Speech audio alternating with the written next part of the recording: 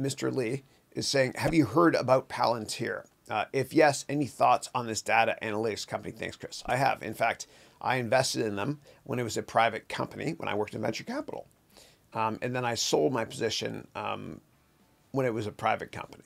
Yeah. So, and I did it because I cashed out of almost all my venture capital investments.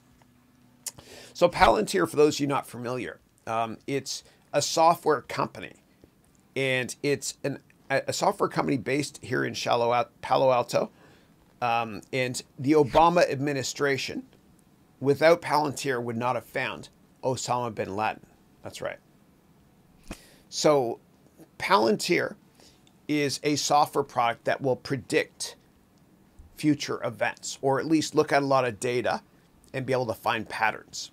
And governments use it for security reasons, especially the CIA. That's publicly disclosed. CIA was actually the first investor in Palantir, and the CIA does actually very good venture capital investments. A lot of technology we use today was actually invested in by governments for military reasons, like GPS. That was from guided missiles. Oracle, the database company. Oracle's first customer was the CIA, and they did a top secret database project called Project Oracle.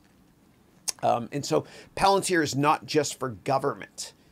It's also for many other sectors. So many of the big financial services companies in the world, they use Palantir software called Gotham, I think one of them. You know where they got that from. And what the software does is it helps big banks and financial services to uncover potential vulnerabilities from a security perspective in their network, so to speak. Governments also use Palantir to help find human trafficking operations, etc. So it's a data analytics company.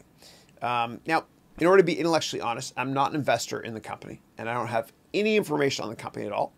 But one thing I will say, one of the critiques is from there was a cover, here we go. I'll refer to a Forbes cover story from 2013 or so on it. There was one point where the customers of Palantir, not Palantir itself, it was the police department, I think in Oakland. They took pictures of tons of license plates all over the place, and they fed it into the Palantir software product. And that was kind of a violation of privacy. It wasn't Palantir's fault. It was the customer at that point in time. That's publicly disclosed. Another negative thing I've heard about Palantir is, and I'm just trying to be intellectually honest as always with you, is that when you use the product as a customer, it's very people intensive. You have to have people continuing to feed data into the Palantir machine before it can find patterns, etc. But you know, I love the company, which is why I invested in it when I worked in venture capital. I'm no longer an investor in the company right now. If you're going to invest in that company or any company that goes public or is going public, always read the S1 document first.